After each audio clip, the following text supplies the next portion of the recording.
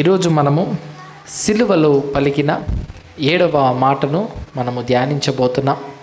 ఇప్పటి వరకు 6 మాటలు మనము ధ్యానించాం.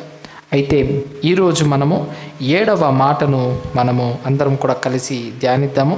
దయచేసి అందరూ కూడా లూకా సువార్త 23వ అధ్యాయం 46వ వచనం.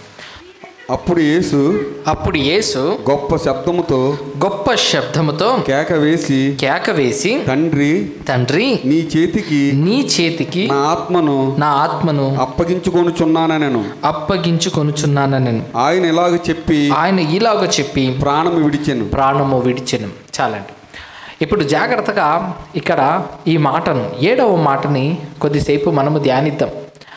ఆయన చివరిగా యేసుక్రీస్తు వారు పలికిన మాట, తండ్రి నీ చేతికి నా ఆత్మను అప్పగించుచున్నాను. చివరి మాట సిలువలో గనక మనం చూస్తే సుమారుగా ఉదయం 9 గంటల నుంచి మధ్యాహ్నం 3 గంటల వరకు ప్రభు శిలువ మీద ఉన్నాడు. దగ్గర 6 గంటలు ఉన్నాడు. 6 గంటల్లో ప్రభు మాట్లాడిన మాట 7 మాటలు. 7 అంటే సంపూర్ణమైనది అని బైబిల్ పండితులు ఈ యొక్క 7 అనే విషయం మీద వాళ్ళ యొక్క అభిప్రాయాన్ని వ్యక్తపరుస్తూ ఏం చెప్పారంటే, దేవుడు 6 రోజులు ప్రకృతిని అంతటిని విశ్వమంతటిని తయారు చేశాడు. 7వ రోజున విశ్రమించాడు.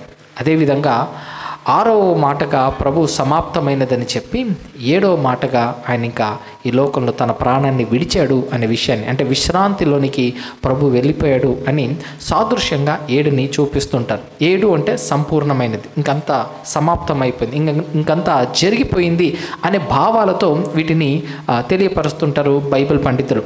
అయితే ఇప్పుడు మనం ఆలోచిస్తే యేసుక్రీస్తు వారు శిలువ మీదకి ఎక్కినప్పుడు ఆయన పలికిన మొదటి మాట ఏంటంటే, తండ్రి వీరేమి చేయుచున్నారో వీరికి తెలీదు కాబట్టి వీరిని క్షమించు. ఇది మొదటి మాట ప్రార్థన. చివరి మాట తండ్రి నీ చేతికి నా ఆత్మను అప్పగించుచున్నాను. మొదటి మాట ప్రార్థన, చివరి మాట ప్రార్థనే. మీరు బాగా ఆలోచిస్తే దేవుడు ప్రభువారు శిలువ మీద ఉన్నప్పుడు మొదటి మాట ప్రార్థన చేశాడు.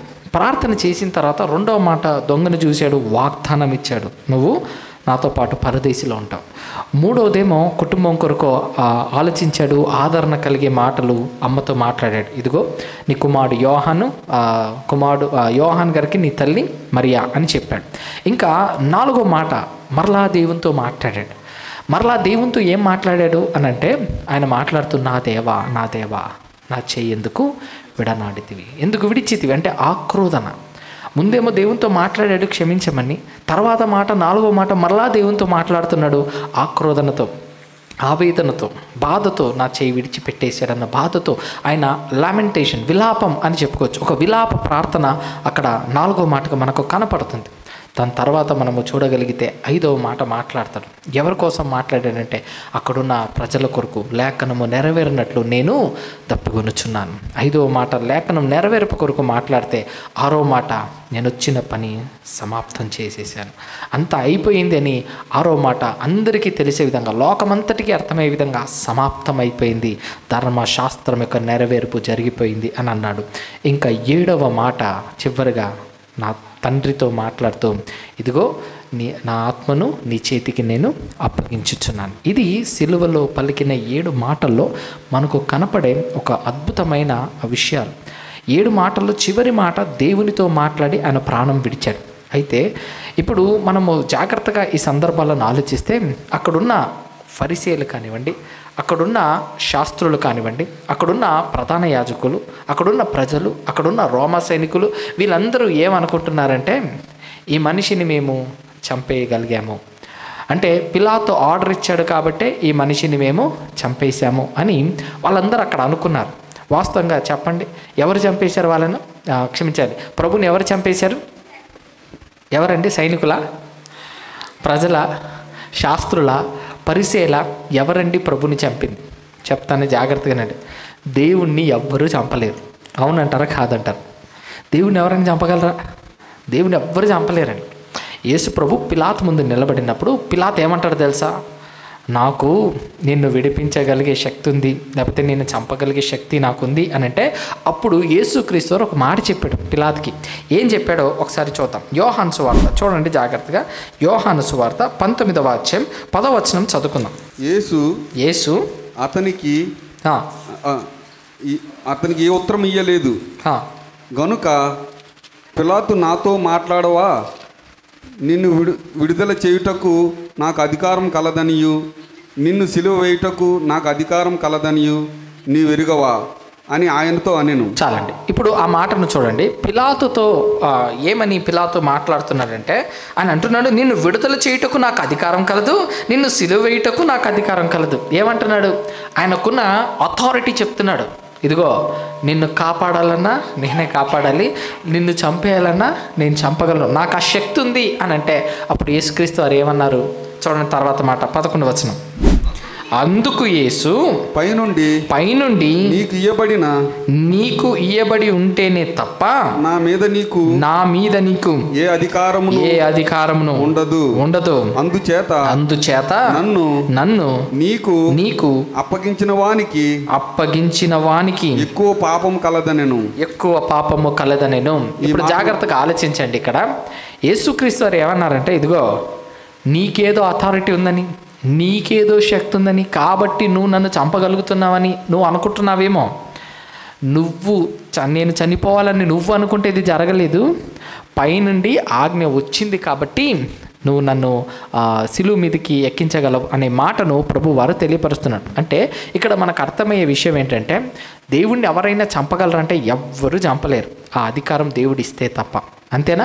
మన జీవితంలో ఏదైనా జరగాలన్నా, మన జీవితంలో మనకు జరగరానివి జరగాలన్నా, ఏది జరగాలన్నా కూడా ప్రతిదీ కూడా దేవుని అంగీకారంతోనే జరుగుతుందండి. దేవుడు ఆ విషయంలో అంగీకరిస్తే, ఆ ఆజ్ఞ ఇస్తే తప్ప అవేవి మన జీవితంలో జరగదు. ఇప్పుడు జాగ్రత్తగా ఆలోచిస్తే ఈ విషయాన్ని ప్రభు తెలియపరచడం అంటే దేవుణ్ణి ఎవరైనా చంపగలరంటే ఎవరూ చంపలేరు అని మనకు వాక్యము ద్వారా అర్థమవుతుంది. మరొక మాట కూడా చూస్తే ప్రభు వారే యేసుక్రీస్తు వారే ఒక మాట అన్నాడు. ఆయన ఏమన్నాడో ఒకసారి చూద్దాం. యోహాను సువార్త 10వ అధ్యాయం 18వ వచనం. ఎవడును నా ప్రాణం తీసుకొనడు, నా ప్రాణము తీసుకొనడు, నా అంతట నేనే దాన్ని పెట్టుచున్నాను, దాన్ని పెట్టుటకు నాకు అధికారము కలదు, దాన్ని తిరిగి తీసుకొనుటకును నాకు అధికారము కలదు, నా తండ్రి వలన ఈ ఆజ్ఞను పొందితినెను. చాలండి. ఇప్పుడు ఈ మాటను కూడా మనం ఆలోచిస్తే, ఎవడును నా ప్రాణమును తీసుకొనలేడు. యేసుక్రీస్తు వారే స్వయంగా చెప్పిన మాట. అంటే దేవుణ్ణి ఎవరైనా చంపగలరంటే ఎవరూ చంపలేరు. ఆయన అన్నాడు, నా అంతటా నేనే దాన్ని పెట్టుచున్నాను. ఇప్పుడు యేసుక్రీస్తు వారు సిలువ మరణం పొందుకున్నాడు కదా, ఆ సిలువ మరణం వెనకాల ఉన్న ఒక ఉద్దేశాన్ని మీకు నేను తెలియపరుస్తాను. మలేషియాలో ఒక ప్రాంతంలో బ్రిడ్జ్ కట్టడానికి చాలామందిని, అంటే ఒక నది మధ్యలో బ్రిడ్జ్ కట్టడానికి చాలామంది వర్కర్స్ని తీసుకెళ్లారు. అయితే అప్పుడు అక్కడ ఉంటున్న ఆ వర్కర్స్ అన్నింటినీ చూసుకుంటున్న ఒక యజమాని, ఆ అధికారి చాలా కఠినంగా ఉండేవాడు అన్నమాట ఆ అధికారి. అయితే ఆ వర్కర్స్ అందరూ పని అయిపోయాక వాళ్ళందరినీ మరలా ఒక లారీలో తీసుకొని వెళ్ళి మరలా వాళ్ళని డ్రాప్ చేసేసేవాళ్ళు. సో అలా జరుగుతున్న పరిస్థితిలో ఒక రోజు ఏమైందంటే, వర్కర్స్ అందరినీ తీసుకొచ్చారు. ఆ వర్కర్స్ అందరినీ కూడా తీసుకొచ్చిన తర్వాత వాళ్ళు తీసుకొచ్చి పని చేసిన తర్వాత తీసుకొచ్చిన వస్తువులు ఉంటుంది కదా, ఆ వస్తువులన్నిటిని కూడా వాళ్ళు లెక్క పెట్టేవాళ్ళు అన్నమాట. లెక్క పెట్టి అంత కరెక్ట్గా ఉంటే తర్వాత వాళ్ళను పంపించేసేవాళ్ళు. అయితే ఒకసారి అలా లెక్క పెడుతున్నారు, వస్తువులన్నీ కూడా ఒకసారి లెక్క పెట్టండి అని అంటే అలా లెక్క పెడుతుంటే ఒక వస్తువు తక్కువ వచ్చేసరికి మరలా అతను ఏమన్నాడంటే, వస్తువు తక్కువ వచ్చిందని అక్కడున్న యజమానికి తెలియపరిచినప్పుడు వాళ్ళందరినీ వరుసగా నిలబెట్టాడు. ఆ వర్కర్స్ అందరినీ వరుసగా నిలబెట్టి ఏమని అడిగాడంటే, మీలో ఎవరు ఆ వస్తువు తీశాడో మర్యాదగా వచ్చి లొంగిపోండి, మీరు గనక లొంగిపోకపోతే మిమ్మల్ని అందరినీ చంపేస్తాను అనే మాట చెప్పాడనమాట. అలా చెప్పి ఆయన ఏం చెప్పాడంటే, నేను 10 లెక్క పెడతాను, 10 లెక్క పెట్టే లోపల మీలో ఎవరు ఆ వస్తువు తీశాడో నాకు చెప్పాలి, చెప్పకపోతే అందరినీ చంపేస్తాను అని అన్నాడండి. సరే, ఆ మాట చెప్పిన తర్వాత 1, 2, 3, 4 అని అంకెలు లెక్క పెడుతున్నాడు. అందరూ ఒకరి ముఖాలు ఒకరు చూసుకుంటూ నేను కాదు నేను కాదు నేను కాదు నేను కాదు అని అంటున్నారు. సో ఒకరి ముఖాలు ఒకరు చూసుకుంటున్నారు, అందరూ నేను కాదు నేను కాదు అంటున్నారు. 5, 6, 7, 8 ఇలా లెక్క పెట్టుకుంటూ వెళ్ళాడు. ఆయన 8 అయినా ఎవరు ముందుకు రాలేదని 9 అని అన్నాడు. 9 అయినా ఎవరు ముందుకు రాలేదు. 10 అని అనడానికి ముందు వాళ్ళలో ఉన్న ఒక వ్యక్తి ముందుకొచ్చేసాడు. వాళ్ళలో ఉన్న ఒక వ్యక్తి ముందుకొచ్చేసి నేనే అని అన్నాడు. ఆ మాట అనడంతో 10 లెక్క పెట్టే టైంకి వస్తావా నువ్వు? నేను 1 నుంచి లెక్క పెట్టినప్పుడే నువ్వు వచ్చుంటే నేను విడిచిపెట్టి ఉండేవాడిని, కానీ నువ్వు లాస్ట్ మూమెంట్లో వచ్చావు, అప్పటి వరకు నువ్వు ఆగేవా నువ్వు అని కోపంతో ఆవేశంతో ఏం చేశాడంటే తన దగ్గర ఉన్న గన్ను తీసుకొని కాల్ చేశాడండి. తన దగ్గర ఉన్న కన్ను తీసుకొని కాల్ చేశాడు. కాల్ చేయగానే అతను చచ్చిపోయాడు. చచ్చిపోతే ఈ బాడీని తీసుకెళ్ళండి అని అన్నారు. సరే, అక్కడున్న సైనికులందరూ వచ్చి ఆ బాడీని తీసుకొని వెళ్ళిపోయారు అక్కడి నుంచి. సరే, అక్కడి నుంచి ఆ బాడీని సైనికులందరూ తీసుకెళ్ళిపోయిన తర్వాత మరలా సరే ఉన్నదంతా ముందుకు తీసుకెళ్ళండి, మిగతావన్నీ వస్తువులన్నీ తీసుకెళ్ళండి ఇక్కడి నుంచి అని అంటే మరలా అప్పుడు అక్కడున్న సైనికుడు అంత లెక్క పెడుతుంటే అంతా ఆ వస్తువులన్నీ కూడా ఆ లెక్క పెడుతూ చూస్తూ అతను కంగారు పడిపోతుంటే ఆ యజమాని అడిగాడు, అధికారి అడిగాడు, ఎందుకు కంగారు పడుతున్నావు, ఏమైందనంటే సార్ లెక్క పెడుతుంటే అన్ని వస్తువులు ఉన్నట్టుగా కనపడుతుంది అని అన్నాడు. ఏంటి అన్ని వస్తువులు ఉన్నాయా అని అంటే అవును సార్, మేము కౌంట్ చేసేటప్పుడు ఎక్కడో మిస్ చేసినట్టున్నాం, చూస్తే అన్ని వస్తువులు ఉన్నాయి అని ఎప్పుడైతే ఆ అధికారికి తెలియపరిచినప్పుడు అరే ఒక వ్యక్తి చనిపోయాడు కదా. నిజంగా అక్కడ ఉన్న వాళ్ళందరూ ఏమనుకున్నారంటే చూసావా వీడు దొంగతనం చేసి ఎంత పని చేసాడు, వీడు ఇలా దొంగతనం చేయడం వల్ల మా అందరూ ప్రాణాలు పోయేది, చూసావా ఇప్పుడు వాడే దొంగతనం చేసాడు కాబట్టి వాడే చచ్చిపోయాడు అని చెప్పి అక్కడ వాళ్ళందరూ మాట్లాడుకుంటుంటే అప్పుడు అధికారి అన్నాడు, చూడండి మిమ్మల్ని అందరినీ కాపాడడానికి తాను తప్పు చేయకపోయినా, తాను ఏ నేరము చేయకపోయినా, తాను దొంగతనము చేయకపోయినా ఏం చేశాడంట, తానే ముందుకొచ్చి మీ అందరి కొరకు తను చనిపోయాడు. అంటే తన ప్రాణాన్ని ఎవరి కొరకు పణంగా పెట్టాడు? తానే ఇష్టపూర్వకంగా పణంగా పెట్టాడు. ఎవరో ఒత్తిడి పెడితే, ఎవరో బలవంతం చేస్తే నువ్వు చచ్చిపోవాలి మా అందరి కోసం అని చెబితే అతను చచ్చిపోలేదు. అతను తనకు తానే అనిపించి నేను చనిపోతే వీళ్ళందరూ బ్రతుకుతారంటే సరే నేను ముందుకెళ్దామని ఆ వ్యక్తి ముందుకొచ్చి మిగతా వాళ్ళందరి ప్రాణాన్ని కాపాడాడండి. ఇది గనక మనకు అర్థమైతే మన ప్రభు చేసింది కూడా అదే. పాపం మనందరినీ కూడా బంధించేసింది. పాపం మనందరినీ కూడా లేఖనాల్లో బంధించేసరికి ఈ పాపపు నుంచి విడుదల కావాలి అని అంటే ఖచ్చితంగా దీని కొరకు ఒక పరిశుద్ధుడు చనిపోవాలి. ఆ పరిశుద్ధుడే ప్రభు అయిపోయాడు ప్రియులారా. ఆ ప్రభు తన పరిశుద్ధ రక్తాన్ని భూమి మీద చిందించి ఆయన మన కొరకు చనిపోయాడు. తనకు తానే ప్రాణం పెట్టాడు. ఎవరూ ప్రభుని చంపలేరు, ఎవరూ ప్రభుని ప్రాణము తీయలేరు. అయితే తానే తనంతటి తానే, ఏ ఒత్తిడి లేదు, ఏ బలవంతం లేదు, ఏ ఫోర్స్ లేదు, తానే మనల్ని కాపాడాలని అనుకొని మన కొరకు ఈ లోకానికి వచ్చి తన ప్రాణాన్ని సమర్పించాడని ఈ వాక్యము ద్వారా మనకు అర్థమవుతుంది.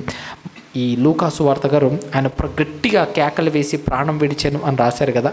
ఇదే సందర్భాన్ని మత్తయ్య గారు రాశారు. ఆయన రాస్తూ మత్తయ్య గారు ఏం చెప్పారో ఒకసారి చూద్దాం. మత్తయి సువార్త 27వ అధ్యాయం 50వ వచనం చూడండి. యేసు మరలా బిగ్గరగా కేక వేసి ప్రాణము విడిచెను. అప్పుడు దేవాలయపు తెర పైనుండి కింద వరకు రెండుగా చినిగెను. భూమి వణికెను. బండలు బద్దలాయను.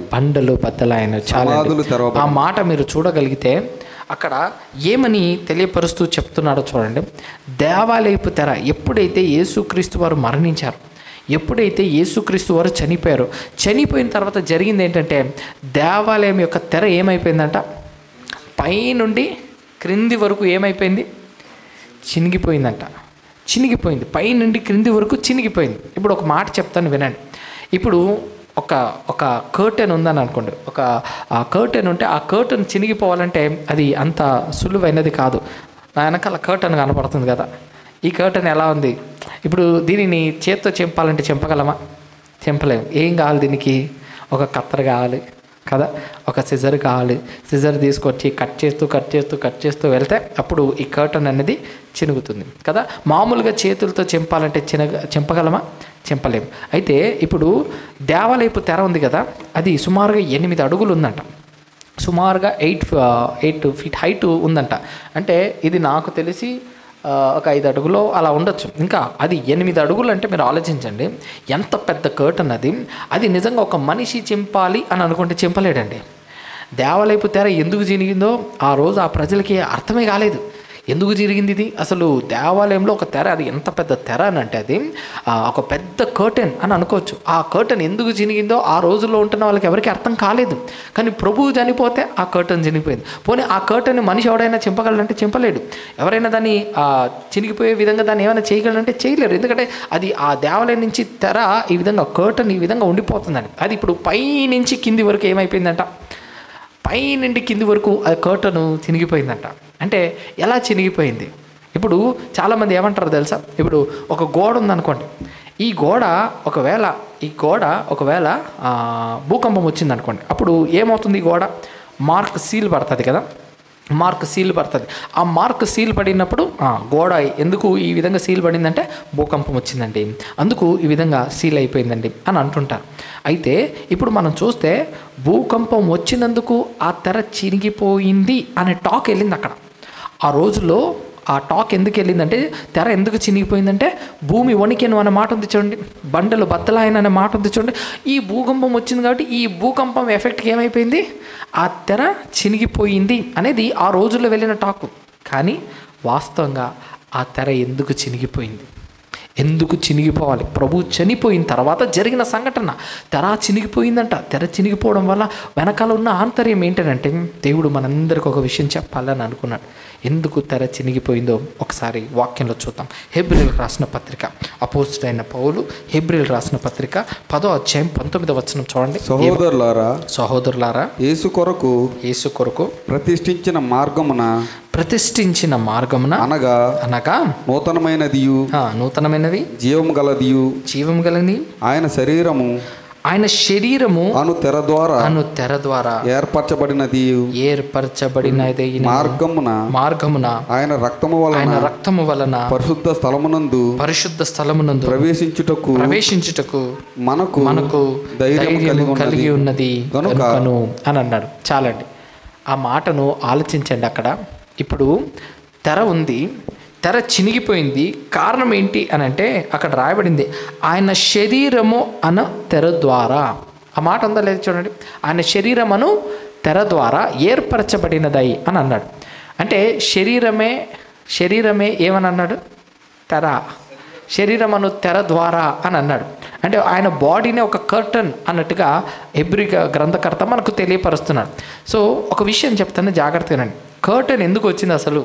కర్టన్ ఎందుకు చినిగిపోవాలి? కర్టన్ ఎందుకు ఉండకూడదు అని ఏంటి బైబిల్ చెప్పే విషయము అని అంటే, ఇప్పుడు జనరల్గా మనకిది చర్చ్ ఆ బిల్డింగ్ కదా, ఇప్పుడు మనము అక్కడ బైకులంతా పార్క్ చేసాం కదా, మామూలుగా దేవుడు దాన్ని పాత నిబంధనలో ఆవరణం అని అన్నాడు. జస్ట్ మీకు అర్థం అవడం కోసం చెప్తున్నాను. దేవుడు పాత నిబంధనలో బైబిల్లో చర్చ్ బయట ఏమని అన్నాడంటే ఆవరణం, కాంపౌండ్ ఉంటుంది కదా, దాన్ని ఆవరణం అని అన్నాడు. సరే, ఈ ఆవరణము దాటి లోపలికి రావాలి ఈ చర్చ్ ప్రెమిసెస్ అని అనుకోండి. సో ఈ చర్చ్ ప్రెమిసెస్ని ఒకవేళ ఆవరణ లోపలికి వస్తే దాన్ని ఏమని అన్నాడంటే దేవుడు పరిశుద్ధ స్థలము అని పిలిచాడు. పరిశుద్ధ స్థలం బయట ఆవరణం కాంపౌండ్, లోపలికి వస్తే పరిశుద్ధ స్థలం అని. ఆ పరిశుద్ధ స్థలం నుంచి కాసేపు అనుకోండి, అది పరిశుద్ధ స్థలం అని అనుకుంటే ఇప్పుడు ఈ వేదిక ఉంది కదా, ఈ పుల్పిట్ ఉంది కదా, దీన్ని ఒకవేళ మీరు అలా ఆలోచిస్తే దీన్ని అతి పరిశుద్ధ స్థలం అని అన్నాడు దేవుడు. మీకు అర్థం అవడం కోసం చెప్తున్నా. బయట కాంపౌండ్ ఆవరణము, లోపలికి వస్తే పరిశుద్ధ స్థలం అన్నాడు. ఈ స్థలం ఏదైతే ఉందో దీన్ని అతి పరిశుద్ధ స్థలము అని అన్నాడు. ఈ అతి పరిశుద్ధ స్థలానికి ఎవరిని రానివ్వకుండా దేవుడు ఏం చేశాడంటే వెనకాల ఉన్న కర్టెన్ కాసేపు ముందుంది అని అనుకోండి. ఇప్పుడు నా వెనకాల కర్టెన్ ఉంది కదా, ఈ కర్టెన్ కాసేపు ముందు ఉంది అని అనుకోండి. ఈ కర్టెన్ ఎక్కడుంది? ఇక్కడ. అంటే ఈ స్థలంలోనికి రానివ్వకుండా, అతి పరిశుద్ధ స్థలంలోనికి రానివ్వకుండా మొత్తం కర్టెన్ వేసేసారనమాట.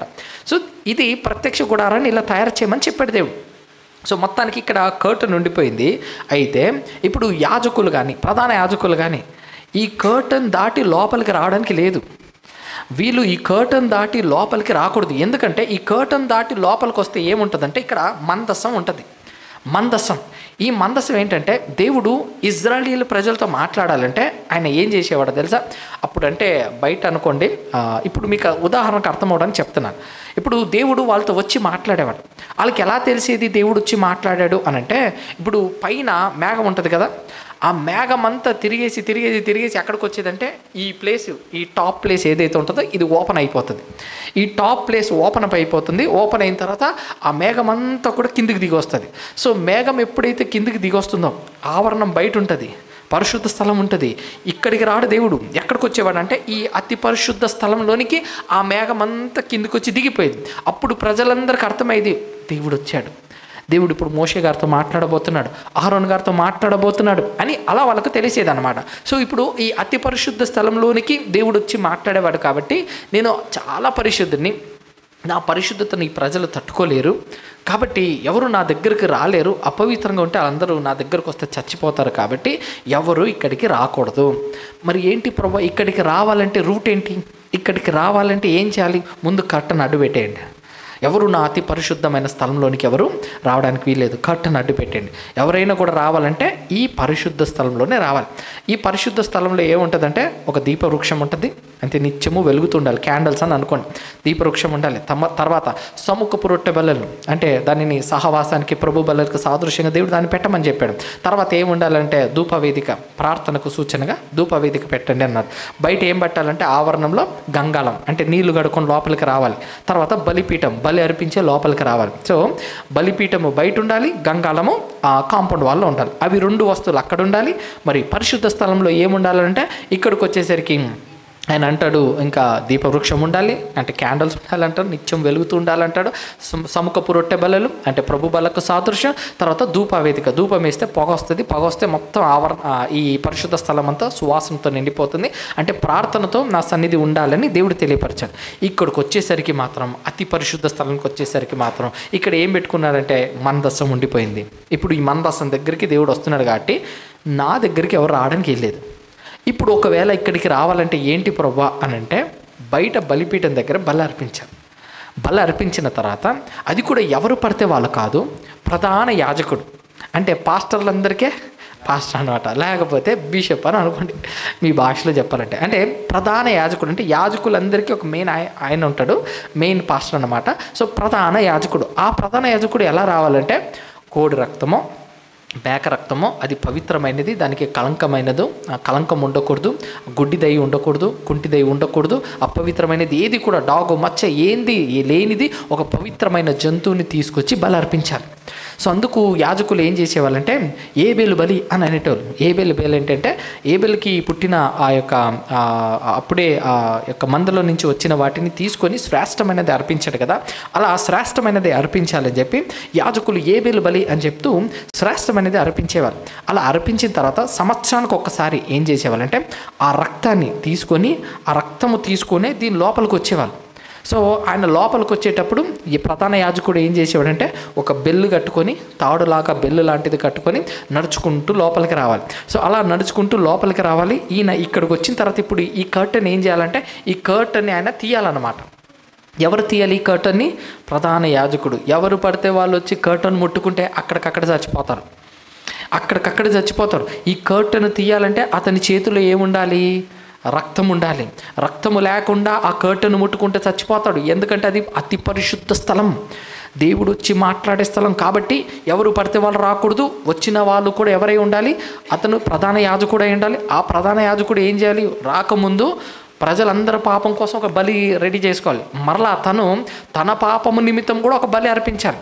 ఆ బలి అర్పించిన తర్వాత ఆ రక్తాన్ని తీసుకొని లోపలికి రావాలి. దేవా మమ్మల్ని పవిత్రపరచండి, మమ్మల్ని శుద్ధి చేయండి అని ఈ మాటలు చెప్పి తర్వాత ఆయన ఏం చేయాలంటే ఆయన లోపలికి రావాలి. సరే, ఆయన లోపలికి వస్తారు.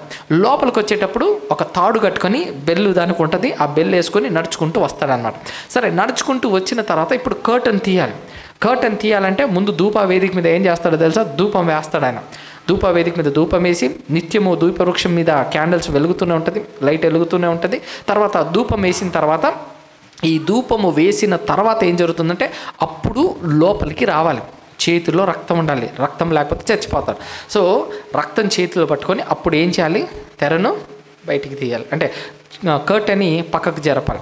కర్టెన్ పక్కకు జరిపిన తర్వాత అప్పుడు ఆయన ఏం చేయాలంటే పరిశుద్ధ స్థలంలో నుంచి అతి పరిశుద్ధ స్థలంలోనికి అడుగు పెట్టాలండి. ఇప్పుడు ఒకవేళ చేతిలో రక్తం లేదంటే ఏంటి పరిస్థితి చెప్పండి? చనిపోతాడు. అలా ఒక బౌల్లో రక్తం చేతిలో పట్టుకొని వస్తారు. వచ్చి ఏం చేస్తారంటే ఆ మందసం అంతం మీద 7 సార్లు స్ప్రింకిల్ చేస్తారనమాట, చిలకరిస్తారు, స్ప్రింకిల్ చేస్తారు. ఇది దేవుడు చెప్పిన విధానం. అలా చెప్పి స్ప్రింకిల్ వేసి ప్రార్థన చేసుకొని తర్వాత యాజకుడు బయటికి రావాలి. ఒకవేళ యాజకుడు బయటికి రాలేదనుకోండి, అపవిత్రంగా ఉన్నాడు, అపరిశుద్ధంగా ఉన్నాడు, కర్టెన్ ముట్టుకున్నాడు, చచ్చిపోయాడని అనుకోండి, తెలుసా ఎవరు లోపలికి రారు, బయట ఆవరణ బయట నిలబడి ఉంటారు. అక్కడి నుంచి ఏం చేస్తారు? ఈ లోపలికి వెళ్ళాడు, సేవకులు లోపలికి వెళ్ళారు, గంట శబ్దము రావట్లేదు, అంతే కదా. ఇప్పుడు ఒకవేళ ఉన్నాడు అనుకోండి, తిరుగుతూ ఉన్నాడు అనుకోండి, గంట శబ్దం వాళ్ళకు వస్తూ ఉంటుంది. గంట శబ్దం వస్తున్నాడంటే సేవకుడు లోపల ప్రేయర్ చేస్తున్నాడు, దేవుని సన్నిధిలో పరిచర్య చేస్తున్నాడని. ఒకవేళ గంట శబ్దం రాలేదు, చూస్తారు, సాయంకాలం వరకు చూస్తారు. ఒకవేళ యాజకుడు బయటికి రాలేదనంటే బయట నుంచి ఏం చేస్తారో తెలుసా? ఆ తాడు పట్టుకొని బయటికి లాగుతారు. లోపలికి రారండి, ఆ తాడు పట్టుకొని బయటికి లాగుతారు. ఎందుకు తెలుసా? లోపలికి వస్తే నేను చచ్చిపోతానేమోనని. కాబట్టి ఎవ్వరూ ధైర్యం చేయరు లోపలికి రావడానికి. ఇది పరిస్థితి. అయితే ఈ తెర పాత నిబంధనలో చాలామందిని భయపెట్టింది. ఈ తెర దేవుని దగ్గరికి రావాలంటే వణికిపోయారు. ఈ తెర చూసిన వాళ్ళందరూ కూడా ఆయన పరిశుద్ధ స్థలానికి, అతి పరిశుద్ధ స్థలానికి మనం ఎప్పటికీ చేరుకోలేము అనే ఆలోచన ఆ రోజుల్లో ఆ పాత నిబంధనలో ఉంటున్న ప్రజలందరికీ కూడా ఆ ఆలోచన ఉండేదండి. అయితే ప్రభు ఏం చేశాడు అని అంటే అక్కడ రాస్తూ ఎంత అద్భుతంగా రాయబడిందంటే చూడండి, 19వ వచనం నేను చదువుతున్నాను. సహోదరులారా, యేసు మన కొరకు ప్రతిష్ఠించిన మార్గమున నేనే మార్గం అని అన్న ప్రభు ఏం చేశాడో చూడండి. అనగా నూతనమైనది, ఇప్పుడు కొత్తది వచ్చింది, నూతనమైనది, తర్వాత జీవము గలది, ఆయన శరీరం అనే తెర ద్వారా ఏర్పరచబడినదైనను మార్గము ఆయన రక్తము వల్ల పరిశుద్ధ స్థలమునందు ప్రవేశించుటకు. దేని వలన? ఆయన రక్తము ద్వారా. ఇప్పుడు చూస్తే ఆ తెరను ఎవరూ తీలేరు. ఆ తెర లోపలికి రావాలంటే అతను చాలా పవిత్రంగా ఉండాలి, చాలా పరిశుద్ధంగా ఉండాలి, తన కొరకు తన పాపముల కొరకు బలి అర్పించిన వాడై ఉండాలి. ఇలా చేసిన ప్రధాన యాజకుడు మాత్రమే ఆ తెర లోపలికి రావాలి, లేకపోతే ఎవ్వరు రావడానికి లేదు. అలాంటి పరిస్థితులు ఉన్నప్పుడు ఇంక ఈ మార్గము కాదు, ఒక కొత్త మార్గము కావాలి. సరే, మనిషికి దేవునికి మనిషికి ఇప్పుడు ఏది అడ్డుగా ఉందనంటే తెర అడ్డుగా ఉంది. ఈ తెర అడ్డుగా ఉంది కదా, కాబట్టి ఈ తెరను నేను చింపుతాను. ఈ తెరను నేను దానిని పైనుంచి కింది వరకు చింపి ఆ తెరను నేను తీసివేస్తానని ప్రభు చేసిన కార్యం ఏంటంటే తాను శిలువ మీదెక్కి తన పరిశుద్ధ రక్తమును కార్చి తన ప్రాణమును విడిచి శరీరం అనే తెర ద్వారా, అంటే అప్పటి వరకు తెర ఉండిపోయింది, ప్రభు మరణంతో తెర చినిగిపోయింది. అంటే దేవుడు ఏం చెప్పాడో తెలుసా? ప్రపంచమంతటికి ఏం చెప్పాడో తెలుసా? ఇదిగో ఇప్పటి వరకు నీకు నాకు తెర అడ్డుగా ఉండిపోయింది, ఈ తెర అడ్డుగా ఉండిపోయింది కాబట్టి నువ్వు ఎప్పుడు నా దగ్గరికి రాలేవు అనే ఒక ఆలోచనతో ఉన్నావు కదా, ఇప్పుడు తెర చినిగిపోయింది. దేవుడు ఏమన్నాడు తెలుసా? నీకు నాకు యాక్సెస్ కావాలంటే ఆ మధ్యలో తెరగా ఆ శరీరంగా నిలబడిపోయింది ఎవరది? ప్రభు. నేనే మార్గం, ఎవడును నా ద్వారా తప్ప ఎవడును తండ్రి యొద్దకు రాలేడు. దేవుని దగ్గరికి రావాలంటే యాక్సెస్గా ఎవరు ఉండిపోయారండి? ప్రభు ఉండిపోయాడు. యాక్సెస్గా ప్రభు ఉండిపోయాడు. దేవాలయం యొక్క చెర చినిగిపోయింది, ఆ తెర చినిగిపోయింది. అలా చినిగిపోవడం బట్టే ఈరోజు మనమందరం కూడా దేవుని దగ్గరకు వెళ్ళడానికి దేవుడు ఎంతో కృప చూపించాడు. అసలు ప్రభు మనల్ని ఎలా లోపలికి లాగాడు. ఇప్పుడు ఆయనే కర్టన్ అయిపోయాడు కదా, కర్టన్ అయిపోయి ఇక్కడికి ఎవరు రాలేని పరిస్థితిలో ఉంటే దాన్ని చింపేశాడట. అంటే ఇప్పుడు అందరు రావచ్చు. ప్రభు అన్నాడు నేనే మార్గం, వచ్చేయండి అని అన్నాడు. అప్పటి వరకు ఎవరికి ఎంట్రీ లేదు, అప్పటి వరకు ఎవరికి యాక్సెస్ లేదు. అప్పటి వరకు ఇక్కడికి రావాలంటే భయము. కర్టన్ భయపెట్టింది చాలామందిని, తెర భయపెట్టింది చాలామందిని.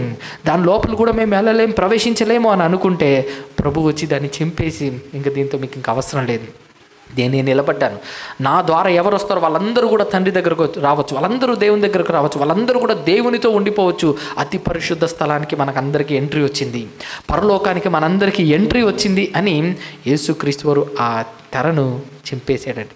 పాపం పాత నిబంధన భక్తులకి, పాత నిబంధన యాజకులకి, లేకపోతే అక్కడ ఉంటున్న వాళ్ళందరికీ కూడా అర్థం కాలేదు తెర చినిగిపోవడం వెనకాల ఉన్న భావం ఏంటి. యేసు ప్రభువు చనిపోతే తెర ఎందుకు చినిగింది అంటే దేవుడే తీసేశాడు. ఆ తెరను చింపి అతి పరిశుద్ధ స్థలంలోనికి రావడానికి హెబ్రీ గ్రంథకర్త ఒక మాట రాశాడండి. అసలు ఆయన ఎలా మనల్ని నిన్ను నన్ను ఎలా లాగాడో, ఎలా పరిశుద్ధ స్థలంలో నుంచి మనల్ని అతి పరిశుద్ధ స్థలంలోనికి ఎలా లాగాడో, ఏం చేశాడో హెబ్రీ గ్రంథకర్త రాశాడు. ఒకసారి ఆ మాట చూద్దాం. హెబ్రీలు రాసిన పత్రిక 6వ అధ్యాయం 19వ వచనం.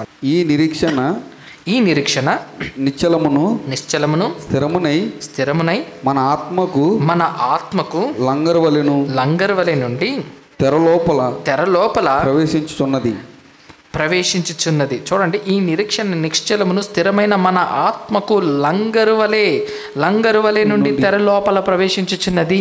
ఇంతకీ ప్రభు ఎలా మనల్ని సేవ్ చేశాడు, ఎలా కాపాడాడంటే లంగర్ వేసి ఏం చేశాడంట? కాపాడాడంట. లంగర్ వేసి ఏం చేశాడంట? కాపాడాడు. అంటే మనం రాలేమని, మన వల్ల కాదని ప్రభు ఏం చేశాడు? లంగర్ వేసి లాగాడంట. ఏమంటే లంగరు తెలుసా మీకు? బోటు కదలకుండా ఉండాలని ఏం చేస్తారు? సముద్రం దగ్గర లంగర్ వేసేస్తారు. లంగర్ ఏదో కనపడుతుందా లంగర్? సో అది లంగరు. సో ఈ లంగర్ వేసి బోటు ముందుకు వెళ్లకుండా దాన్ని అడ్డుకుంటూ ఉంటారు. ఐ థింక్ 2-3 years బ్యాక్ అనుకుంటాను, సరిగ్గా గుర్తులేదు. ఒక బోటు గోదావరిలో ప్రయాణం చేసుకుంటూ వెళ్తుంటే ఒక బోటు రాయల్ వసస్తి అనుకుంటా ఆ బోటు పేరు. రాయల్ వసస్తి అనే బోటు గోదావరి లోపలికి వెళ్ళిపోయిందండి. గోదావరి యొక్క నీళ్ళ లోపలికి ఆ బోటు వెళ్ళిపోయింది. ఆ బోటు మునిగిపోయింది బాగా. ఆ బోటు బాగా మునిగిపోతే ఇప్పుడు ఆ బోటును బయటికి తీయాలి. ఆ బోటును బయటికి తీయడానికి ఏం చేశారంటే బాగా డీప్ డైవింగ్ చేస్తారు కదా, డీప్ డైవింగ్ చేసేవాళ్ళు, అంటే సముద్రం లోపల డీప్ డైవింగ్ చేస్తారు కదా, అలాంటి వాళ్ళని పిలిపించి ఏం చేశారంటే అతను ఈ లంగర్ పట్టుకొని వెళ్ళాడండి. లంగర్ పెట్టుకొని లోపలికి వెళ్ళాడు. చాలా లోతులోనికి వెళ్ళిపోయింది. ఆ లోపలికి వెళ్ళిపోయిన తర్వాత అక్కడ బాగా కింది భాగంలో ఆ బోట్ ఉందన్నమాట. సో ఇప్పుడు ఈ బోటుని తీయాలి. ఏం చేయాలంటే ఆ డీప్ డైవింగ్ చేసే వ్యక్తి లంగరు పట్టుకొని లోపలికి వెళ్ళిపోయి దానిని బిగించాడు. దేనికి? ఆ బోటుకి బిగించిన తర్వాత పైన మిషన్ ఉన్నది. ఆ మిషన్ పట్టుకొని అందరూ కూడా లాగారనమాట. అలా తిప్పితే ఆ మిషన్ ఏం చేసిందంటే ఆ బోటుని పైకి తీసుకొచ్చింది. అలా ఆ లంగర్ వేసిన తర్వాత ఆ లంగరు బలంగా ఆ బోటుకు ఉండడం వల్ల ఆ బోటుని ఆ కింది భాగంలో ఉన్న ఆ బోటుని అలా పైకి తీసుకొచ్చారండి. అలా గోదావరి లోపల మునిగిపోయిన ఆ బోటుని అంత పైకి తీసుకురాగలిగారు. ఒక మిషన్ పెట్టి లంగర్ వేసి బయటికి తీసుకొచ్చారు. అంటే ఇది మనకు అర్థమైతే నిజంగా మనం అందరం కూడా పాపం అనే ఊబిలో కూరుకుపోయాం. ఎలాగైతే ఆ రాయల్ వసస్తి బాగా కింది భాగానికి వెళ్ళిపోయిందో అలా మనం అందరం కూడా పాపములో లోకంలో కొట్టుకొని పోయి అలా కింది భాగానికి వెళ్ళిపోయిన పరిస్థితి, మరలా లేవలేని పరిస్థితి. ఇప్పుడు ఆ బోటు పైకి తీయాలంటే మానవ శక్తితో అవుతుందా? అవ్వదు కదా. మనుషులందరూ అనుకొని పదండి లోపలికి వెళ్ళి బోటుని పైకి తీసుకొద్దామంటే అవుతుందా? అవ్వదు. దానికి వాళ్ళకి ఏం కావాలి? ఒక లంగర్ కావాలి, ఒక బలమైన ఆయుధం కావాలి. ఆ బలమైన ఆయుధంతో మిషన్ సహాయంతోనే దాన్ని బయటికి తీసుకురావాలి, లేకపోతే దాన్ని వాళ్ళు తీసుకురాలేరు. సో వాళ్ళు ఏం చేశారంటే ఆ లంగర్ వేసి ఆ బోటుని బయటికి తీసుకొచ్చారు. అదేవిధంగా మన ప్రభు కూడా పాపమని ఊబిలో మనం కూరుకుపోయి ఉంటే ఇదిగో నువ్వు రాలేవని ప్రభు ఏం చేశాడంటే లంగర్ వేసాడట. మన ఆత్మకి వేసాడు, మన ఆత్మకు లంగర్ వేసాడు. వాస్తవంగా మన ఎవరికి కూడా ఆవరణం కాంపౌండ్లో కూడా నిలబడే అర్హత లేదు. ప్రభు ఏమనంటే నువ్వు కాంపౌండ్ బయట కాదు, నువ్వు ఎక్కడ ఉండాలంటే దేవునితో ఉండాలి, అతి పరిశుద్ధ స్థలంలో ఉండాలని ఇక్కడి నుంచి లంగర్ వేసాడట. ఇక్కడి నుంచి లంగర్ అయితే ఆయన ఆ లంగరు మనల్ని పట్టుకొని ప్రభువే లాగేశాడట. లాగేసి ఇదిగో రా అతి పరిశుద్ధ స్థలంలోనికి నిత్యము ఉండాలి నువ్వని. పాపములో ఊబిలో కూరుకుపోయి ఉంటే మన ఆత్మకు లంగరేశాడు. అంటే మన ఆత్మకు వాక్యాన్ని వినిపించాడు, ఆయన స్వరాన్ని వినిపించాడు. ఆ స్వరము వినడంతోనే మనమందరం కూడా ప్రభు దగ్గరకు వచ్చాం. ఆయన సిలువ యాగం దగ్గరకు వచ్చాం. నా కొరకు చనిపోయాడు ప్రభు, నా కొరకు ప్రాణం పెట్టాడు ప్రభు అని ఎప్పుడైతే తెలుసుకున్నామో బాప్తిజం ద్వారా గంగాళంలో చేతులు కడుక్కున్నాం. అంటే బాప్తిజం ద్వారా ప్రభువాన్ని నీ కొరకు బ్రతుకుతాను అని దేవునికి మనము ప్రామిస్ చేసి, మనము వాగ్దానము చేసి తర్వాత పరిశుద్ధ స్థలం సంఘంలోనికి ఎంటర్ అయ్యాం. ప్రభు క్రీస్తు ఆలయంలోనికి, క్రీస్తు సంఘంలోనికి, ఆత్మీయమైన ఆ సంఘంలోనికి మనం ఎంటర్ అయ్యాం. క్రీస్తు శరీరంలో అవయవాలుగా ప్రభు మనందరినీ మార్చాడు. కాబట్టి మనందరికీ ఇప్పుడు ఏమన్నారంటే మీ అందరికీ యాక్సెస్ ఉంది, ఏం కంగారు పడకండి. మిమ్మల్ని ఎక్కడో మీరు ఆవరణం బయట ఉంటే నా వాక్యం వినిపించి లంగర్ వలె నిన్ను లాగేశాను కదా, కాబట్టి ఇప్పుడు క్రీస్తు శరీరంలో ఆలయంగా ఉన్న నిన్ను నేను రేపటి రోజు అతి పరిశుద్ధ స్థలమైన పరలోకానికి నేను మిమ్మల్ని తీసుకెళ్తానని ఒక వాగ్దానము దేవుడు మనందరికీ అనుగ్రహించాడు. అంటే ఆయన ప్రాణం విడవతోనే విడిచిపెట్టడంతోనే దేవాలయపు చెర చినిగిపోయింది. కారణం ఏంటంటే ఇప్పటి వరకు ఆ కర్టన్ చాలామందిని భయపెట్టింది. ఇప్పటి వరకు కర్టన్ లోపలికి ఎవరు రాకూడదనే ఆజ్ఞ ఉండిపోయింది. ఇప్పుడు నేను దానిని తీసేశాను.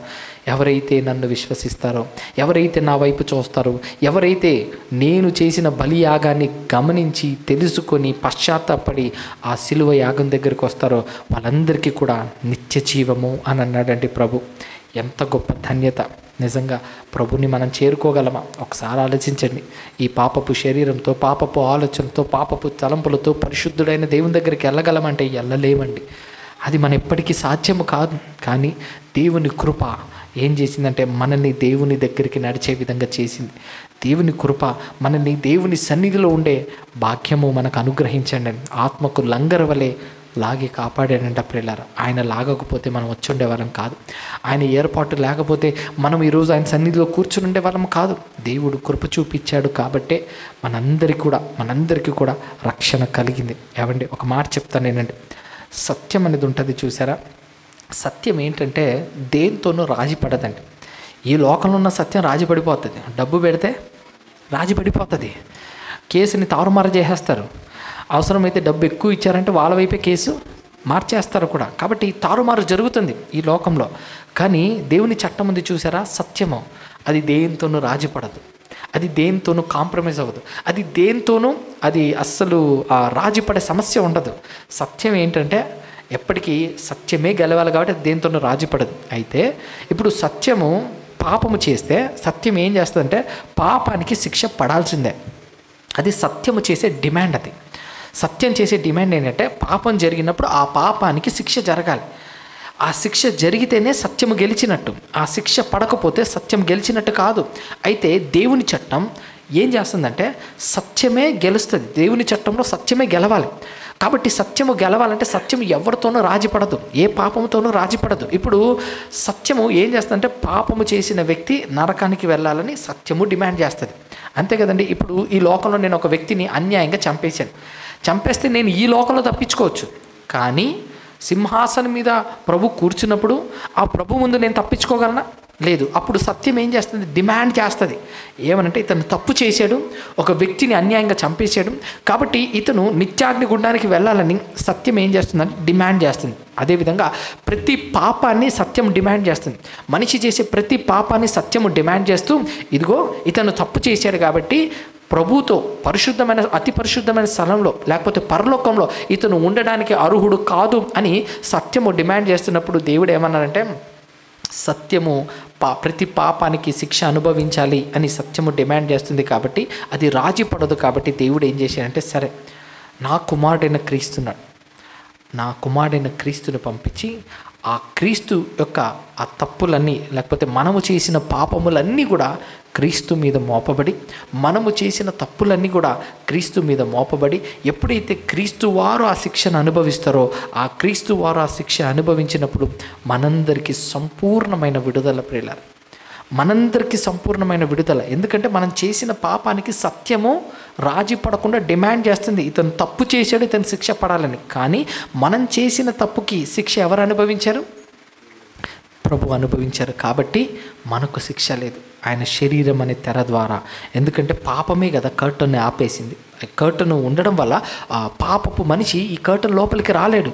ఈ కర్టన్ లోపలికి ఆ పాపపు మనిషి రావాలంటే మనందరి పాపాలు ఆ కర్టన్ దగ్గర నిలబడిపోయిన ఆయన శరీరం అనే తెర ద్వారా అన్ని పాపములు ఆయన మీద మోపబడాలి. అందుకే మనం చేసిన దౌర్జన్యాలు, మనం చేసిన పాపములు, మనము చేసిన కీడు, మనం చేసిన నీచమైన కార్యాలు అన్నీ కూడా ఎవరి మీద మోపబడి ఉందంటే ప్రభు శిలువ మీద ఉన్నప్పుడు మోపబడింది. కాబట్టే ఆయన వాటన్నిటిని భరించి మనందరికీ దేవుని దగ్గరికి యాక్సెస్ ఇచ్చాడండి. మనందరికీ దేవుని దగ్గర చేరుకోవడానికి యాక్సెస్ ఇచ్చాడు.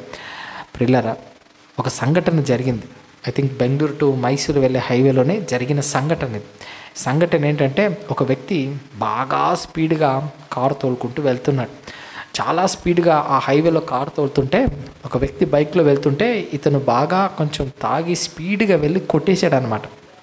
స్పీడ్గా వెళ్ళి బైక్ కొట్టేస్తే బైక్ అంతా కూడా కింద పడిపోయి బైక్ అంతా కూడా పాడైపోయింది.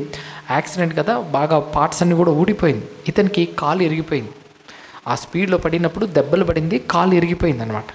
కాలు ఇరిగిపోతే అక్కడ చుట్టూ ప్రజలందరూ వచ్చేసారు. ప్రజలందరూ వచ్చి యాక్సిడెంట్ అయిపోయిందని చెప్పి చూస్తుంటే అప్పుడు ఏం చేశారంటే అక్కడున్న ట్రాఫిక్ పోలీసులు వీళ్ళందరూ వచ్చారు. సరే యాక్సిడెంట్ కదా అని చెప్పి బండి సీజ్ చేశారు. అప్పటికి ఇతను ఏమన్నాడంటే, హలో నేను ఎవరో తెలుసా అన్నట్టుగా మాట్లాడాడు. ఎవరు? తాగి నడిపి బండి గుద్దాడు కదా అతను మాట్లాడుతూ నేను ఎవరో తెలుసా అని అంటే, మీరు ఎవరైతే నాకేంటి, మీరు యాక్సిడెంట్ చేశారు, సో ఇక్కడంతా ప్రాబ్లం అయిపోతుంది, చూడండి చుట్టూ జనాలు ఉన్నారు, ఇంకొద్దిసేపు వదిలిపెడితే మిమ్మల్ని కొడతారు, కాబట్టి స్టేషన్కి తీసుకురండి అని చెప్పి కారుని స్టేషన్ తీసుకొచ్చారు. ఆ ఇరిగిపోయిన బండిని కూడా ఇంకా దాన్ని స్టేషన్ తీసుకొచ్చారు. ఆ దెబ్బలు తగిలిన వ్యక్తికేమో హాస్పిటల్లో జాయిన్ చేశారు. సో హాస్పిటల్లో జాయిన్ చేయించి ఫస్ట్ ఎయిడ్ ఇస్తున్నారు. సో ఫస్ట్ ఎయిడ్ ఇస్తున్న టైంలో ఇప్పుడు ఏం జరిగిందని అంటే ఇతనేమో అలా పోలీస్ స్టేషన్లో కూర్చుంటే వాళ్ళు ఏమన్నారంటే ఎవరికైనా ఒకరికి ఫోన్ చేసి మీ వాళ్ళని ఎవరైనా పిలిపించండి చేయండి అని అన్నారు. సరే అని చెప్పి ఇతను ఏం చేశారంటే ఫోన్ చేశాడు. ఎవరికి చేశాడంటే వాళ్ళ నాన్నకి చేశాడు. ఇంతకీ వాళ్ళ నాన్న ఎవరు అంటే హైకోర్టులో జడ్జి అనమాట. వాళ్ళ నాన్న ఎవరు? హైకోర్టులో జడ్జి. కాబట్టి ఇతను ఏమనుకున్నానంటే మా నాన్నకు నేను ఫోన్ చేస్తే మా నాన్న విడిపించేస్తాడులే అని చెప్పి ఏం చేశాడంటే ఫోన్ చేసి నాన్న నేను ఇలా ఒకరికి యాక్సిడెంట్ చేశాను, తాగి తోలేను, నేను యాక్సిడెంట్ చేసేసాను, అతనికి దెబ్బలు తగిలింది, నువ్వు వెంటనే వచ్చి నన్ను విడిపించు అని అన్నప్పుడు ఆ నాన్న ఏం చేశాడో తెలుసా? అవునా సరే అని చెప్పి ఫోన్ పెట్టేసి ఏ స్టేషన్ ఏంటి అన్నీ కనుక్కున్న తర్వాత ఫోన్ పెట్టేసి ఆ స్టేషన్ వాళ్ళకి ఫోన్ చేశాడు. ఆ స్టేషన్ వాళ్ళకి ఫోన్ చేసి ఏం చెప్పాడంటే, సరే మా వాడు యాక్సిడెంట్ చేశాడు కదా, ఎఫ్ఐఆర్ ఫైల్ చేయండి అని అన్నాడు. పోలీసు వాళ్ళకి ఫోన్ చేసి ఎఫ్ఐఆర్ ఫైల్ చేయండి, వాడి మీద కేసు వేయండి అని అన్నాడు. ఇతనేమో వాళ్ళ నాన్న వస్తాడు కాపాడతాడు అని అనుకుంటున్నాడు. ఆ నాన్న పోలీస్ స్టేషన్ వాళ్ళకి ఫోన్ చేసి ఏమన్నాడు? ఎఫ్ఐఆర్ ఫైల్ చేయండి. మొత్తానికి ఎఫ్ఐఆర్ ఫైల్ చేశారు.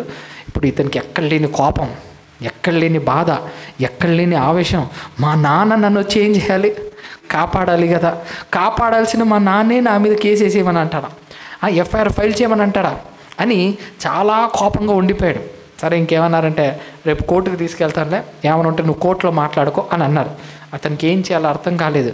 నాన్న ఎందుకు ఇలా చేశాడు అనే బాధ, నాన్న ఎందుకు ఇలా చేశాడు అనే ఆవేదన అతని మనసులో ఉండిపోయింది. సరే మొత్తానికి మరుసటి రోజు కోర్టుకు తీసుకెళ్లారు. కోర్టుకు తీసుకెళ్తే అక్కడ కూడా అతనుకున్న భరోసా ఏంటంటే మా నాన్న జడ్జే కదా, ఆయనే కదా కేసు హ్యాండిల్ చేసేది, కాబట్టి ఆయన విడిపించేస్తాడులే అని అనుకున్నాడు. అయితే అక్కడ చూసినప్పుడు ఏం జరిగిందంటే సరే అని చెప్పి అక్కడ కోర్టు దగ్గర తీసుకెళ్ళాడు. జడ్జిగా వాళ్ళ నాన్నగారు కూర్చున్నారు. ఓ జడ్జిగా నానే ఉన్నాడు కదా, విడుదల ఇచ్చేస్తాడులే, సరే విడుదల ఇచ్చాక చెప్తా ఆయన సంగతి అని అనుకున్నాడు. సరే అని చెప్పి అందరిలాగానే లాయర్స్ వచ్చి మాట్లాడారనమాట. ఏంటి పరిస్థితి ఏంటి అని అంటే ఇలా స్పీడ్గా వెళ్ళి బండిని గుద్దేశారు, బండికి హెవీ డ్యామేజ్ జరిగింది, కాలు ఇరిగిపోయింది, సో హాస్పిటల్లో జాయిన్ చేశారు అని అంటే ఈయన ఇంకేం ఎక్కువ మాట్లాడకుండా ఈయన ఏం చేశాడంటే సరే ఇలా రూల్స్కి అగెన్స్ట్గా తాగి స్పీడ్గా వెళ్ళి బైక్ను గుద్ది బండి డ్యామేజ్ అయింది కాబట్టి ఆ బండి డ్యామేజ్ అయిన ఖర్చు అంతా కూడా ఇతనే భరించాలి, తర్వాత అతను హాస్పిటల్కి అయిన ఖర్చు కూడా ఇతనే భరించాలి. సో మొత్తము రఫ్గా ఒక 5 లక్షలు వచ్చింది. సో ఈ 5 లక్షల జరిమానా వేశారు. 5 లక్షల జరిమానా వేశారు. సో ఇతను అయితే 5 లక్షలు కట్టాలి, లేదు అని అంటే ఇతనికి 6 నెలలు జైలు శిక్ష అని అన్నారు. తనుండి ఈ 5 లక్షలు ఎవరు కడతారు అని అడుగు చూస్తున్నాడు. ఎందుకంటే తన దగ్గర ఆ డబ్బులు లేవు. 5 లక్షలు కడతారా 6 నెలలు అని. అప్పుడు సో అలా కోర్టుగా తండ్రి ఆ జడ్జిమెంట్ ఇచ్చి వెళ్ళిపోయాడు. ఇదేంటి జడ్జిమెంట్ ఇచ్చి వెళ్ళిపోతున్నాడు నాన్న, ఏం చెప్పకుండా వెళ్ళిపోతున్నాడు, ఇదేంటిది అని చెప్పి అతను నాన్న వెళ్ళిపోయాడేంటి అని చెప్పి ఇప్పుడు ఏంటి సంగతి, 5 లక్షలు కడతావా అని అంటే నా దగ్గర ఎక్కడుంది ఆ డబ్బు, నా దగ్గర లేదనంటే తీసుకెళ్ళి జైల్లో పెట్టారండి. 6 నెలలు నేను జైల్లో ఉండాలని చెప్పి కుమిలిపోతున్నాడు. ఆ కొడుకు కుమిలిపోతూ మా నాన్న అన్నీ చేయగలిగి, నన్ను కాపాడగలిగి, నన్ను సంరక్షించగలిగి, అన్నీ చేయగలిగి కూడా మా నాన్న నన్ను కాపాడలేదే అనే బాధతో ఆ వ్యక్తి ఉన్నాడు. సరే మరుసటి రోజు అయింది. మరుసటి రోజు అయితే వాళ్ళ నాన్నే పోలీస్ స్టేషన్కి వచ్చాడు. పోలీస్ స్టేషన్కి వచ్చిన తర్వాత వాళ్ళ నాన్న ఏం చేశాడంటే, ఏమండి మా అబ్బాయి తప్పు చేశాడు కదా, మా అబ్బాయి తప్పు చేశాడు కాబట్టి ఇదిగోండి 5 లక్షల జరిమానా కోర్టు ఏదైతే విధించిందో ఆ డబ్బులు తీసుకోండి అని చెప్పి 5 లక్షలు వాళ్ళ నాన్న ఇస్తున్నాడు. ఇస్తుంటే జైల్లో ఉన్న ఈ కుమారుడికేమో కోపం వచ్చేస్తుంది. ఎందుకు ఇదంతా? 5 లక్షలు డబ్బులు ఇవ్వకుండా కూడా ఏం చేయొచ్చు, నన్ను కాపాడి ఉండొచ్చు కదా, లేకపోతే కోర్టులోనే ఉన్నప్పుడే నన్ను అసలు ఈ కేసు కొట్టేసి ఉండొచ్చు కదా, ఎందుకు 5 లక్షలు ఇస్తున్నాడు, ఎందుకు ఇప్పుడు వచ్చాడు, నిన్నంతా మాట్లాడకుండా ఇప్పుడు వచ్చి 5 లక్షలు ఇస్తాడా, అసలు ఏంటి ఏమనుకుంటున్నాడు నాన్న అన్నట్టుగా ఇతని ఫీలింగు ఎక్కువ అయిపోయిందనమాట. అలా అయిపోతే ఇంకా 5 లక్షలు ఇచ్చాడు. సరే మా వాడిని విడిపించండి అని అంటే సరే అని చెప్పి విడిపించారు. విడుదల చేస్తే ఇంకా కొడుకు ఏం మాట్లాడలా, సీరియస్గా నడుచుకుంటూ వెళ్ళిపోతున్నాడు. సరే నీ నాన్న కూడా వెనకాలే వెళ్ళాడు. నాన్న వెనకాల వెళ్ళి ఇంకా కారు దగ్గర ఉండి ఎక్కరానంటే నేను ఎక్కను అని అంటున్నాడు.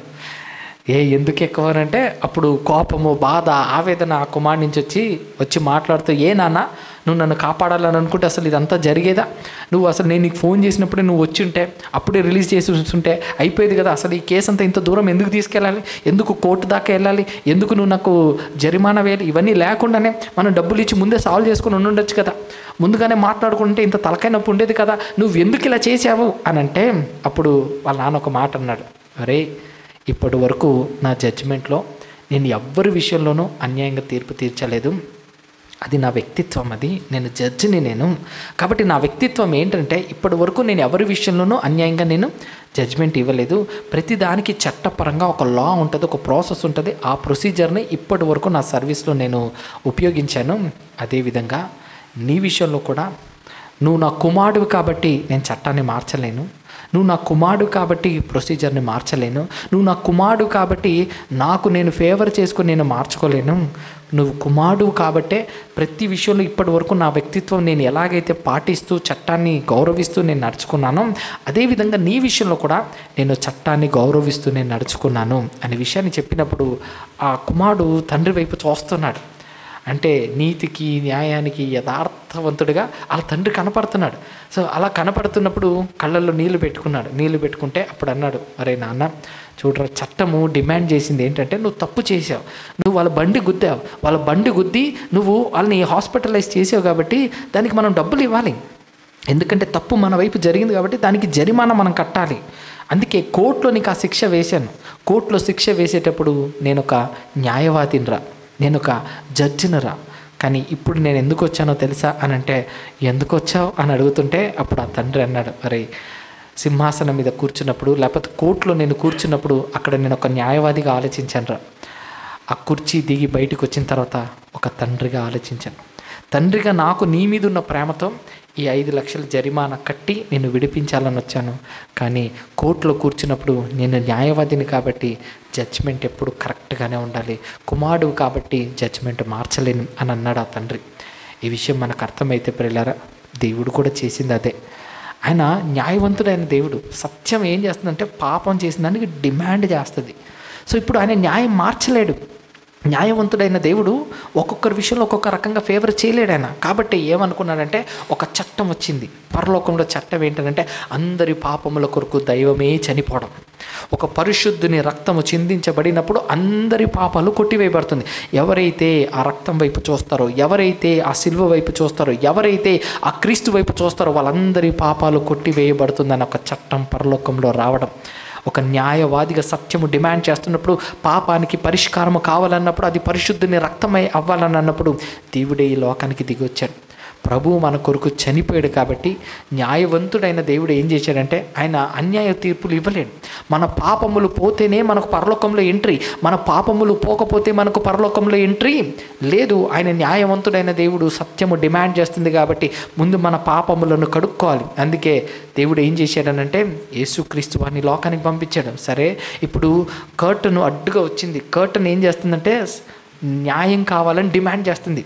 ఎందుకంటే పాపులు అతి పరిశుద్ధ స్థలంలోనికి రాలేరు. కాబట్టి ఆయన శరీరం అనే తెర ద్వారా ఏం చేశాడంటే ఇంక ఎవరైతే నన్ను చూస్తారో వాళ్ళ పాపులు కాదు, మీ పాపాలన్నీ నా మీద మోపబడింది కాబట్టి నేనే దేవాలయపు చెరను చింపేస్తున్నాను.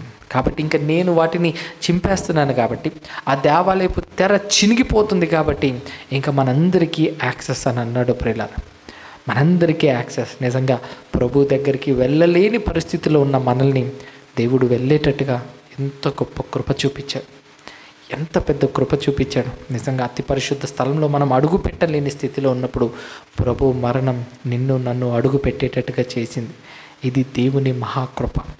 7వ మాటగా ఇంకా తండ్రి నీ చేతికి నా ఆత్మను అప్పగించుచున్నాను అని చెప్పి ఆయన ప్రాణం విడిచిన తర్వాత జరిగిన సంఘటనలు ప్రియులారా, ఈరోజు మనము కూడా ప్రాణం విడిచిపెట్టే సమయానికి వచ్చేసరికి మనమందరము కూడా ఈ యొక్క ధైర్యంగా ఈ మాటను చెప్పగలగాలి. అదేంటంటే, తండ్రి నీ చేతికి నా ఆత్మను అప్పగించుచున్నాను. ఈ మాట ఎవరైతే ధైర్యంగా పలికి ఈ లోకంలో ప్రాణం విడిచిపెట్టగలుగుతారో వాళ్ళు 100% ఎక్కడుంటారు? దేవునితో పరలోకంలో నిత్యము ఉంటారు. కానీ ఆ మాట చెప్పాలంటే చాలా ధైర్యం కావాలి. బైబిల్లో స్టెఫన్ ఉన్నాడంటే రాళ్ళు కొట్టి చంపుతుంటే మోకాలేసి ప్రార్థన చేశాడు. రాళ్ళు కొట్టి చంపుతుంటే మనము పడుకొని ప్రార్థన చేస్తాం ప్రశాంతంగా, కానీ ఆయన కొట్టి చంపుతుంటే మోకరించి ప్రార్థన చేశాడు.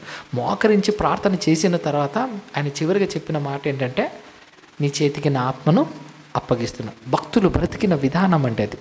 దేవునికి మన ఆత్మను అప్పగించగలిగే స్థితిలోనికి మనం వెళ్ళగలగాలి. అప్పుడే మన ఆత్మీయ జీవితం బాగుంటుంది. ధైర్యంగా చెప్పగలిగినప్పుడే ఎంతో ఆనందంగా మనం ఉన్నతమైన లోకాన్ని మనము సంపాదించుకోగలం.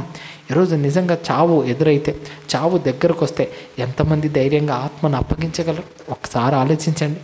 ప్రభువారు యథార్థంగా, ఆయన పరిశుద్ధంగా, ఆయన ఈ లోకంలో జీవించి ఆయన చనిపోయాడండి.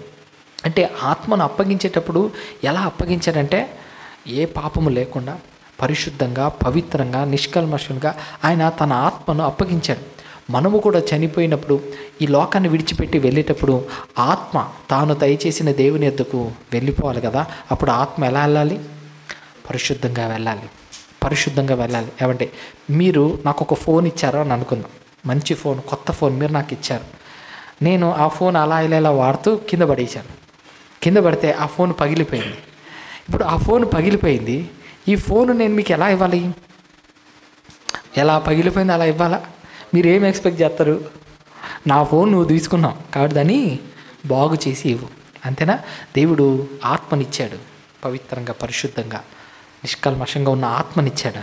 ఇప్పుడు ఈ ఆత్మ దేవుని దగ్గరికి వెళ్ళాలంటే ఎలా ఉండాలి? అదే పవిత్రంగా ఉండాలి, నిష్కల్మషంగా ఉండాలి, పరిశుద్ధంగా ఉండాలి కదా. నేను అట్ట బతికేశాను కాబట్టి నా ఆత్మను చేర్చుకో అంటే కుదరదు. ఏమంటాడంటే, బాగు చేసి ఇవ్వు. మరి బాగు చేసే వ్యక్తి ఎవరు? ఇప్పుడు ఫోన్ పోయింది, డిస్ప్లే పోయిందని అనుకోండి, కింద పడి, అప్పుడు నేనేం చేయాలి?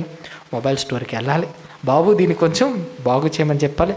అతను బాగు చేసి ఇచ్చిన తర్వాత ఆ పీస్ని నేను తీసుకొచ్చి మీ చేతికి ఇవ్వాలి కదండి. అదేవిధంగా దేవుడు ఏమన్నాడు తెలుసా? ఇదిగో నీ ఆత్మ కల్మషంతో నిండిపోయింది, నేను పవిత్రంగా ఇచ్చాను, నేను ఎలా ఇచ్చాను నాకు అలాగే కావాలి.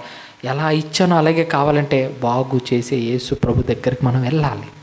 ఆయన దగ్గరికి మనం వెళ్ళినప్పుడు అప్పుడు ఆయన మనల్ని బాగు చేసి, ఆయన పరిశుద్ధమైన రక్తంతో మనల్ని కడిగి పవిత్రపరిచి, అప్పుడు మన ఆత్మను దేవునికి ఇచ్చినప్పుడు దేవుడు ఏ విధంగా మనల్ని ఇచ్చాడో అదే ఆత్మను తిరిగి మనం ప్రభుకి సమర్పించుకోవచ్చు. కాబట్టి చనిపోకముందు మనమందరం కూడా మన ఆత్మలను దేవునికి యథార్థంగా సమర్పించుకోవాలంటే ముందు బాగు చేసుకోవాలి. ఆ బాగు చేసుకునే యొక్క ఉద్దేశం మనందరికీ ఉండాలి. ప్రభు సిలువ దగ్గరే ఇదంతా జరుగుతుంది ప్రియులారా. నిజంగా సిలువను చూస్తున్నంతసేపు అనిపిస్తుందండి, ఎంత ఘోరంగా, ఎంత క్రూరంగా ప్రభుని చంపేశారు కదా. భయంకరమైన సిలువను మోపించారు. ఉదయం 9 గంటల నుంచి మధ్యాహ్నం 3 గంటల వరకు 6 గంటల సేపు ప్రభు వారు సిలువలో యాతన పడుతూ, ఆయన మనం చేసిన దోష శిక్షలన్నీ కూడా ఆయన భరించాడు. కేవలం మనకు పవిత్రత రావాలని, మనం పరిశుద్ధంగా ఉండాలని, మనము నిత్యత్వంలో ఉండాలని ప్రభు వీటన్నిటిని స్వీకరించి ఆయన చనిపోయాడు. నిజంగా ఎంత గొప్ప ధన్యత ప్రియులారా. ఆయనే గనక సిలువలో లేకపోతే, ఆయనే గనక రాకపోతే మన పరిస్థితి ఏమై ఉండదో ఒకసారి ఆలోచించండి. అందుకే కొన్ని పాటలు గుర్తొస్తున్నప్పుడు ఎలా అనిపిస్తుంటుంది, నేను వెతికి రాలేనని నా కోసం వచ్చావయ్యా. నిజమే కదా, అని ఎత్తుకుంటూ పోలేము. ప్రభు ఏమన్నాడంటే, సరేలే నువ్వు ఇష్టానుసారంగా బతుకుతున్నావు, నేను ఎత్తుకుంటూ నేనే వస్తాను, నీ పాపపు జీవితాన్ని నేనే కడుగుతాను, నేను పవిత్రపరుస్తాను, నేను పరిశుద్ధపరుస్తాను. ఎందుకంటే నువ్వు నిత్యత్వంలో పరిశుద్ధమైన స్థలంలో నువ్వు ఉండాలి.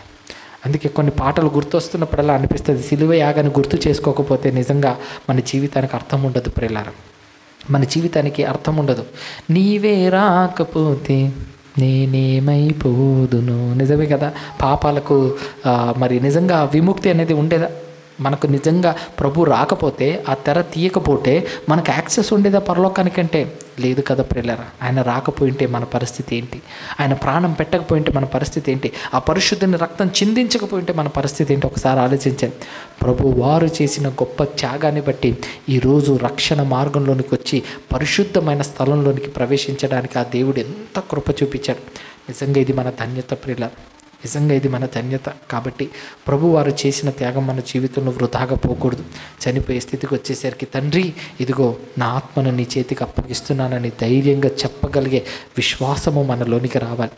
అట్టి భక్తి జీవితం మనకు కావాలి, అట్టి ప్రార్థన జీవితం మనకు కావాలి.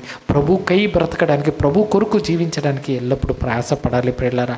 ఆయన సిలువను చూస్తున్న ప్రతిసారి మనందరికీ గుర్తు రావాల్సింది ఏంటంటే, ప్రభు కొరకు నేను రోషంగా బ్రతకాలని. ఎప్పుడైతే ఈ ఆలోచనతో మనం బ్రతకగలుగుతామో అప్పుడే మన జీవితాలు బాగుంటుంది. కాబట్టి ప్రభు వారు చివరిగా చెప్పిన మాట, తండ్రి నీ చేతికి నా ఆత్మను అప్పగిస్తున్నాను. సో మనమందరం కూడా ప్రభు వలె మన ఆత్మలను యథార్థంగా ఆ దేవునికి మనమందరం కూడా అప్పగించుదుముగాక. ఆమేన్.